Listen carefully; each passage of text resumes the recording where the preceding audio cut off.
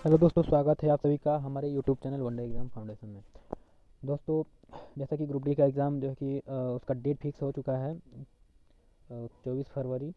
और अब जो कि उसकी तैयारी भी करनी बहुत ज़रूरी है, क्योंकि ज़्यादा दूर नहीं है। और इसके लिए जो भी समय आपके पास बचा है उसमें आपको, यदि आपकी तैयारी इतने सालों में कंप्लीट हो गई है तो आपको अब प्रैक्टिस सेट लगाने की ज़रूरत है, ठीक है। और प्रीवियस ईयर में जितने भी क्वेश्चन पेपर में जितने भी क्वेश्चन पूछे गए हैं उन सभी क्वेश्चंस को आपको देखना ज़रूरी है, ठीक है। तो इसलिए हम अब जो है कि इस वीडियो के माध्यम से आपको हर एक वीडियो में जितने भी ग्रुप डी के साइंस के क्वेश्चन जो है कि प्रीवियस ईयर में पूछे गए हैं सभी क्वेश्चंस को जो है कि हम नंबर वाइज वीडियो के माध्यम से आपको प्रोवाइड करते रहेंगे, ठीक है। तो देखिए दोस्तों, इस वीडियो में जो है कि हम आपको बताएंगे आरआरबी महेंद्रू घाट 1994 में के आरआरबी ग्रुप डी के एग्ज़ाम में जितने भी क्वेश्चन साइंस के पूछे गए थे वो क्वेश्चन जो है कि हम आपको इस वीडियो में बताएंगे। और इस वीडियो में टोटल हम 25 क्वेश्चन जो है कि साइंस के बताएंगे, ठीक है। तो चलिए पहले प्रश्न पे, हमारा पहला प्रश्न है आज का, एवोगैड्रो संख्या का मान होता है। एवोगैड्रो संख्या का मान दोस्तों 6.023 इंटू 10⁻23 होता है। और दूसरा क्वेश्चन है, दाब बढ़ाने पर एक तरल का क्वथनांक बढ़ता है। क्या होता है दोस्तों? बढ़ता है।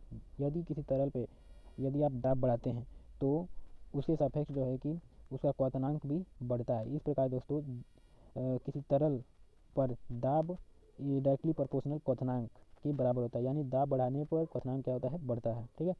तो चलिए आगे चलते हैं। अगला प्रश्न है क्वेश्चन नंबर 3। क्वेश्चन नंबर 3 है दोस्तों, मानव रक्त में ऑक्सीजन का परिवहन करता है। तो मानव रक्त में ऑक्सीजन का परिवहन लाल रक्त कण करते हैं, यानी आरबीसी, ठीक है। इसको हिंदी में लाल रक्त कण कहते हैं, ठीक है। और इसका शॉर्टकट नाम है आरबीसी, ठीक है। और अगला प्रश्न है दोस्तों क्वेश्चन नंबर 5, वसा में घुलनशील विटामिन है।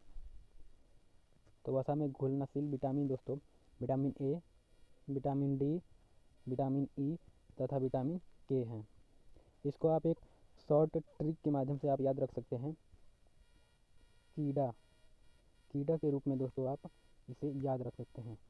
आप देखेंगे दोस्तों, जब कीड़ा जो है कि आप देखे होंगे किसी तेलीय चीज़ में गिर जाता है तो वो क्या होता है दोस्तों? मर जाता है, ठीक है। तो इस प्रकार से वो जो क्या होता है दोस्तों, मतलब घुल जाता है। तो वसा में घुलनशील विटामिन दोस्तों कीड़ा से आप याद रखेंगे विटामिन के, ई, डी और ए, ठीक है। इस कीड़ा को आप याद रखेंगे तो अच्छी तरीके से जो है कि याद हो जाएगा। और इसके अलावा जो भी विटामिन बचता है वह होता है जल में घुलनशील विटामिन, जैसे विटामिन बी और विटामिन सी, ठीक है। और आगे चलते हैं दोस्तों। क्वेश्चन नंबर देखिए क्वेश्चन नंबर 5, ध्वनि की चाल है 760 मील प्रति घंटा। ध्वनि की चाल दोस्तों 760 मील प्रति घंटा होती है। अगला प्रश्न है, एल्यूमिनियम का प्रमुख अयस्क क्या है? एल्यूमिनियम का प्रमुख अयस्क बॉक्साइड होता है। यह भी क्वेश्चन एग्जाम में पूछा जा चुका है। अगला प्रश्न दोस्तों, आरआरबी बेंगलुरु 1994 के एग्जाम में पूछे गए क्वेश्चन हैं। क्वेश्चन नंबर 7, प्राकृतिक मोम और लाख प्राप्त किए जाते हैं। किससे प्राप्त किए जाते हैं दोस्तों? कीड़ों के स्त्राव के रूप में प्राप्त किए जाते हैं। अगला प्रश्न है दोस्तों क्वेश्चन नंबर 8, कार बैटरी में इस्तेमाल किया जाता है सल्फ्यूरिक अम्ल। तो कार बैटरी में दोस्तों क्या इस्तेमाल किया जाता है? सल्फ्यूरिक अम्ल, जिसका रासायनिक सूत्र होता है H2SO4, ठीक है। H2SO4 से आप याद रखेंगे दोस्तों, सल्फ्यूरिक अम्ल जो है कार की बैटरी में यूज किया जाता है। और अगला प्रश्न है दोस्तों क्वेश्चन नंबर 9। क्वेश्चन नंबर 9 है दोस्तों, हमारे शरीर में आधारी उपापचय को नियंत्रित करने वाला हार्मोन निकलता है। हमारे शरीर की आधारी उपापचय क्रिया को नियंत्रित करने वाला हार्मोन कहाँ से निकलता है? तो अब्टू ग्रंथि से निकलता है। अगला प्रश्न क्वेश्चन नंबर 10, बिजली के बल्ब का फिलामेंट बना होता है। आंसर है दोस्तों टंगस्टन का। बिजली के बल्ब का फिलामेंट किसका बना होता है? तो दोस्तों टंगस्टन धातु का बना होता है।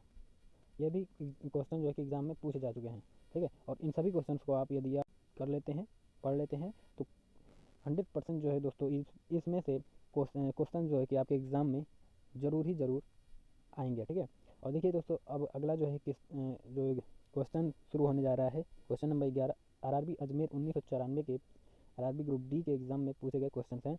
मानव नेत्र पर बना प्रतिबिंब होता है, तो दोस्तों जो मानव नेत्र पर जो प्रतिबिंब बनता है वह वास्तविक और उल्टा होता है।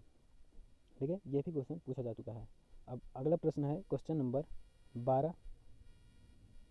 पृथ्वी पर कुल जल में मीठे पानी का भंडार है, यानी पृथ्वी पर जितना भी जल पाया जाता है उस जल का कितना % भाग मीठा है। ठीक है, यह क्वेश्चन पूछा जा रहा है। तो उसमें से दोस्तों 2.5% जो पानी है वह मीठा पानी है। ठीक है, और 2.5% मीठे पानी का भंडार पाया जाता है पृथ्वी पर कुल पानी में।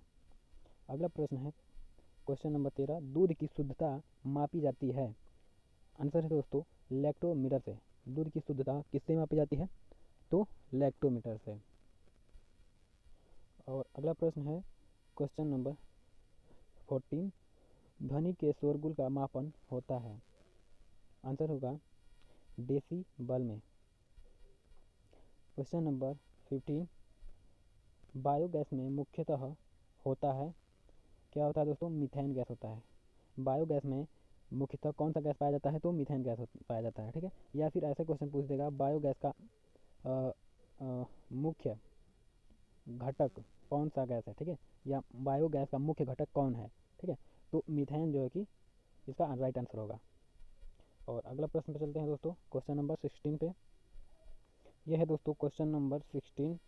माइक्रोफोन का आविष्कारक है। माइक्रोफोन का आविष्कारक कौन है, अर्थात माइक्रोफोन का आविष्कार किसने किया था? तो राइट आंसर होगा ग्राहम बेल। ठीक है, ग्राहम बेल ने माइक्रोफोन का आविष्कार किया था।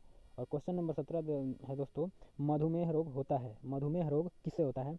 तो इसका राइट आंसर होगा इंसुलिन के अभाव के कारण मधुमेह रोग होता है। और इंसुलिन जो है दोस्तों हमारे शरीर की कौन सा अंग या कौन सी ग्रंथि जो है कि स्रावित करती है? तो जो अग्न्याशय ग्रंथि होती है दोस्तों वह इंसुलिन का स्राव करती है। ठीक है, और इसी के कारण मधुमेह रोग होता है, इसकी कमी के कारण होता है। ठीक है दोस्तों, यदि इसकी कमी हो जाती है हमारे शरीर में तो मधुमेह रोग हो जाता है, जिसको हम अपनी सामान्य भाषा में शुगर कहते हैं। ठीक है दोस्तों, और आगे चलते हैं दोस्तों अपने अगले प्रश्न पे।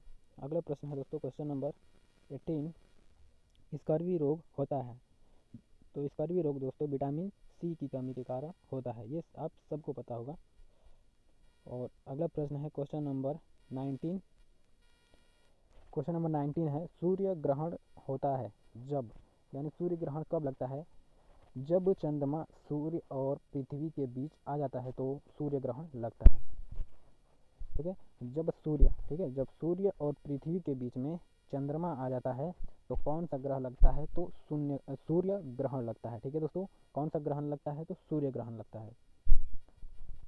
अगला प्रश्न है क्वेश्चन नंबर 20 यानी 20। पेस मेकर संबंधित है। अब बता सकते हैं दोस्तों पेस मेकर किससे संबंधित है? तो पेस मेकर जो है दोस्तों आपके हृदय से संबंधित है। इस क्वेश्चन को आप याद रखेंगे। यह है क्वेश्चन नंबर 20। और अब चलते हैं दोस्तों क्वेश्चन नंबर 21 पे। क्वेश्चन नंबर 21 जो है दोस्तों आरआरबी मुंबई 1950, ठीक है 1995 सॉरी, 1995 में जो ग्रुप डी का एग्ज़ाम हुआ था मुंबई जोन में, ठीक है, उसमें जो क्वेश्चन पूछा गया था साइंस के, वो क्वेश्चन जो है कि क्वेश्चन नंबर 21 है। मस्तिष्क और मेरुरज्जु को ढकने वाली झिल्लियाँ में यदि सूजन आ जाए तो सूजन आ जाने से कौन सा रोग होता है? ठीक है, तो इसका राइट आंसर होगा दोस्तों मेनिंजाइटिस। मस्तिष्क और मेरुरज्जु को ढकने वाली झिल्लियों में यदि सूजन आ जाता है तो कौन सा रोग हो जाता है? मेनिंजाइटिस हो जाता है। अगला प्रश्न है दोस्तों क्वेश्चन नंबर 22। द्रव्यमान का एसआई मात्रक है। द्रव्यमान का एसआई मात्रक क्या होता है? किलोग्राम होता है। ठीक है, इसको हम एम से इंडिकेट करते हैं और किलोग्राम को इंडिकेट करते हैं दोस्तों के और जी से। ठीक है, के जी से इंडिकेट करते हैं। और अगला प्रश्न है दोस्तों क्वेश्चन नंबर 23। पौधों और जीवों के स्थान वितरण के अध्ययन का नाम है, अर्थात पौधों और जीवों के स्थान वितरण के अध्ययन को क्या कहते हैं? तो इसका राइट आंसर है बायोजियोग्राफी। ठीक है, बायोजियोग्राफी कहते हैं। अगला प्रश्न क्वेश्चन नंबर 24।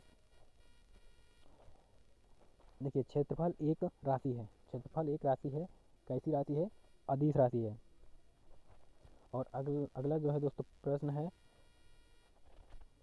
Question number 25। सौर मंडल का सबसे बड़ा ग्रह, सौर मंडल का सबसे बड़ा ग्रह कौन है, ठीक है। तो सौरमंडल का सबसे बड़ा ग्रह बृहस्पति है। और, और आखिरी प्रश्न दोस्तों, अस्थियों का अध्ययन कहलाता है। अस्थियों का अध्ययन क्या कहलाता है? तो अस्थियों का अध्ययन दोस्तों ऑस्टियोलॉजी कहलाता है। इसको आप अस्थियों से, अस्थि में जो भी ये है आगे का अस्थि, इससे आप थोड़ा सिमिलर तरीके से और ऑस्टियोलॉजी याद रख सकते हैं। अस्थि से ऑस्टियोलॉजी, ठीक है। ये देखिए थोड़ा मेल खाता हुआ आपको दिखेगा, तो इससे आप ऑस्टियोलॉजी याद रख पाएंगे आसानी से। और अस्थि का मतलब होता है दोस्तों हड्डी, ठीक है। हड्डियों का अध्ययन क्या कहलाता है? तो ऑस्टियोलॉजी कहलाता है, ठीक है। तो देख सकते हैं दोस्तों कितना आसान जो है कि बहुत ही आसान क्वेश्चन जो है कि इसमें पहले पूछा गया है। और अभी आगे हम बढ़ेंगे तो थोड़ा डिफ़िकल्ट क्वेश्चन भी आपको देखने को मिलेगा, ठीक है। तो आज के लिए बस इतना ही दोस्तों, फिर मिलते हैं अपने अगले वीडियो में। और इस वीडियो में जो दोस्तों जितने भी क्वेश्चन बताए गए हैं उन सभी क्वेश्चन को आप याद रखें, और इसमें कौन सा क्वेश्चन आपको सबसे आसान लगा है, ठीक है। और किस जोन में सबसे बढ़िया क्वेश्चन पूछे गए थे, ये कमेंट में ज़रूर बताएं दोस्तों, ठीक है। यदि आपको कुछ बात नहीं समझ में आती है तो आप कमेंट कर सकते हैं दोस्तों, ठीक है। यदि हमारे चैनल पर नए हैं तो आप हमारे चैनल को सब्सक्राइब कर लें। वीडियो अच्छा लगा हो तो वीडियो को लाइक कर दें, और यदि आप शेयर करना चाहते हैं तो अपने दोस्तों को शेयर कर सकते हैं, ठीक है दोस्तों। फिर मिलते हैं अपने अगले वीडियो में।